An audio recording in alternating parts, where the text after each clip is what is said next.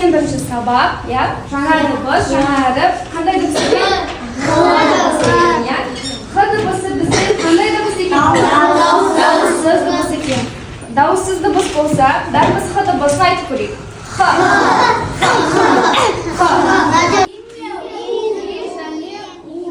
Жарайсыңдар. Сөздерді оқиық. Бәріміз бірге. Кеттік.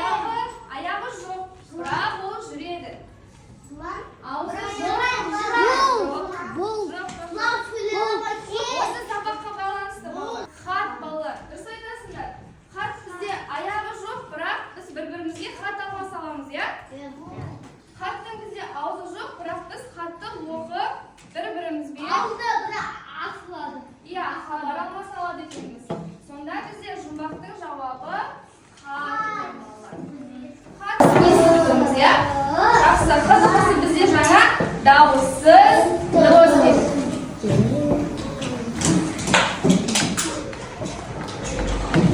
Сәлем. Видеоға назар аударайық балалар. Бүгін біз әріппен танысамыз. Бұл өте қызықты сабақ болады. Міне, бұл әріпі. Ол екі таяқшаның қиылысуынан тұрады.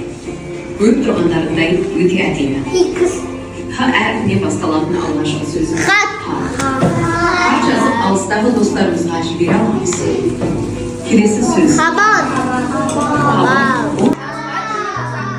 Бізде бала мына жерде хат сөзіне дыбыстық талдау берілді. Бәріміз бірге оқиық.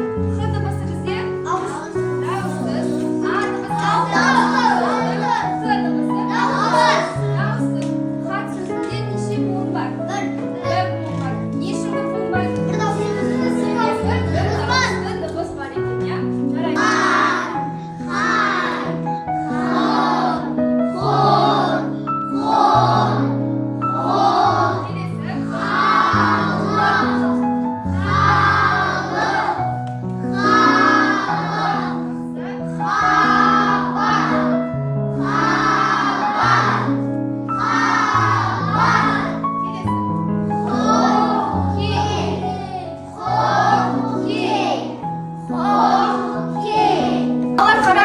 Хоккей сөзін естідік па осыған дейін? Хоккей. Я деді. Ал кім естіді? Мен. Я. Ол не бізде? Я? Сырғанау, я, яғни спорттың түрі, я? Жақсы. Енді қараңдар. Бізде мына жерде кім бейнеленген?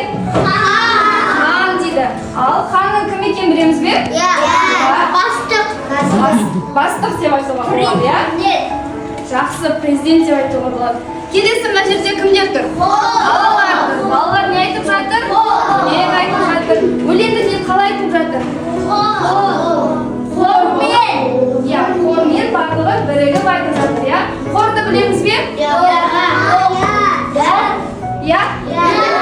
Балалар, мәтін емес, бізде бұл не? Қандай?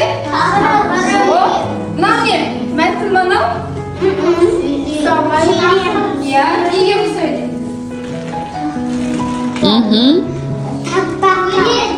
Я, дұрыс айтасың, өлең ғой балалар. Бұл бізде өлең. Мәтін деген қалай берілетін еді? Міне мәтін.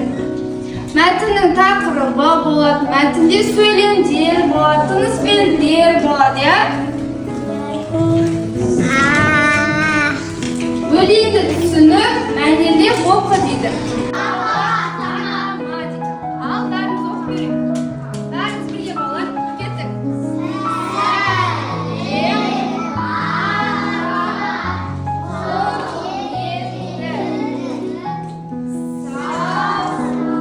Оқимыз балалар.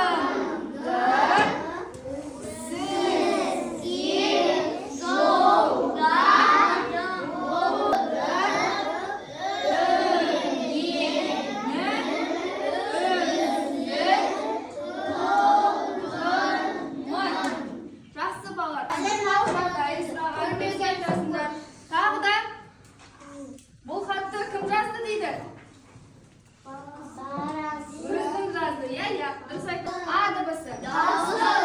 B dыбысы. A dыбысы. R dыбысы.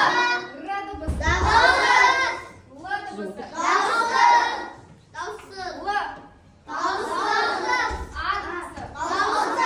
M dыбысы. A dыбысы. Дауыс.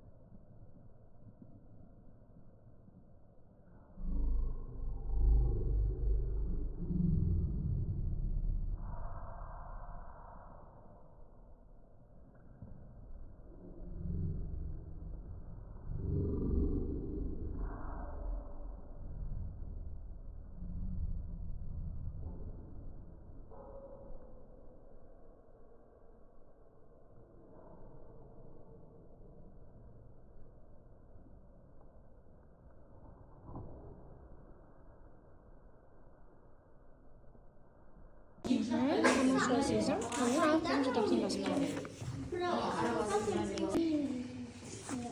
Бұл бізде аяғына Ешін аналы ғой. Мына қосымша тапсырман. Ал мына саған мадақтап қағасы.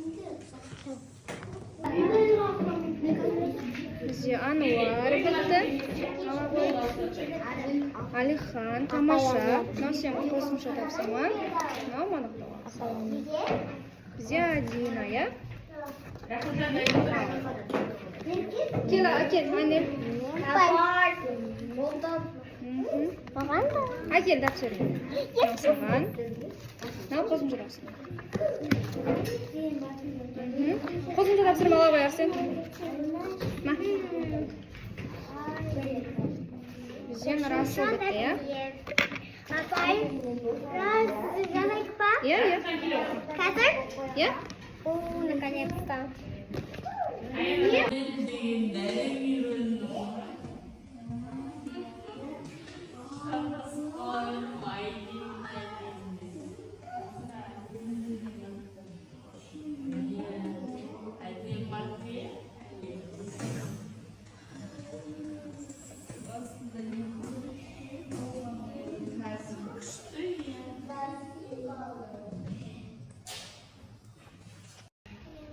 Балалар қараңдар, бізде сабақ аяқталды, я?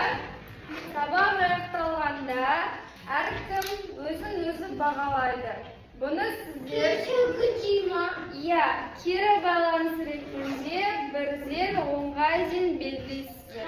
Жақсы ма? Иә. Енді балалар, біз сіздерге сабақты қорытындылау мақсатында сіздермен бірге ойын ойнайтын боламыз, иә? Бүгін қандай дыбыспен таныстық? Қа дыбыспен таныстық. Қараңыздар, бізде мұнда сөздер берілген, осы сөздерді суретінде сәйкестендіріп шығамыз. Жақсы ма? Келе ғой. Келе ғой. Қазір. Бірінші сөз қандай сөз? Хат сөзі. Хат сөзінде х дыбысы сөздің басында. Апару. Қайсы хат? Сөзді алып.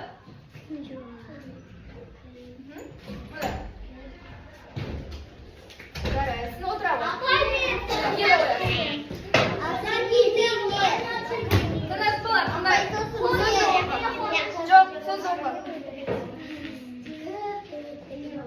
Так. Қана. Так, қана. Апара ғой. Hayır bak şu. Кітапхана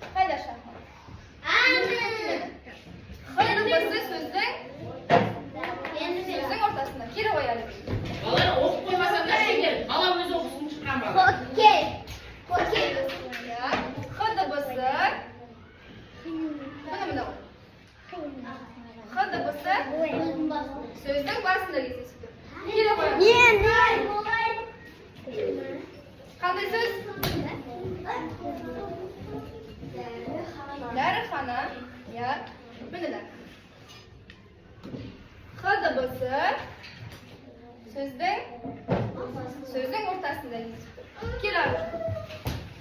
Сесін делан ашқан, иә? Келі ғой, келі. Қандай сөз? Оқи ғой. Қандай? Хабар. Ала ғой.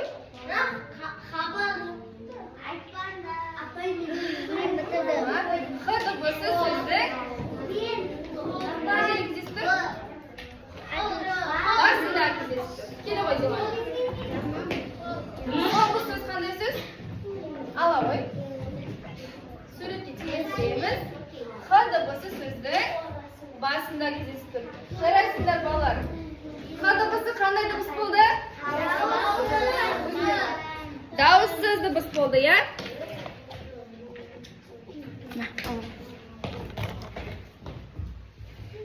Енді балалар математиканы алайық. Сөзіне Х дыбысы сөздің басында. Апара ғой. Қайсы хат? Хатты тап. Хат. Сөзді алып. Мына. Жарайсың, отыра ғой. Х дыбысы. Мына. Х дыбысы сөздің басында кездесіп тұр. Келе қой.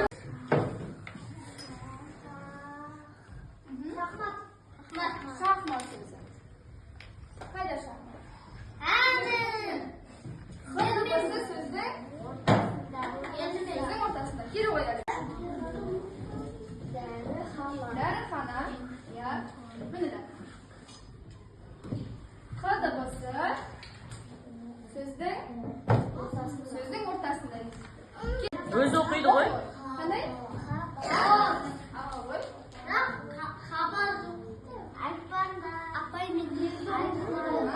Х дыбысы сөздің басында кездесті. Кітапхана. Апара ғой. Кітапхана қайда? Х дыбысы сөздің қай жерде кездесіп тұр? Жоқ, қара. Кітапхана. Х дыбысы. Сөздің ортасында. Отыра ғой. Ала ғой. Суретке теңестіреміз. Х дыбысы сөздің басында кездесіп тұр. Жарайсыңдар балалар.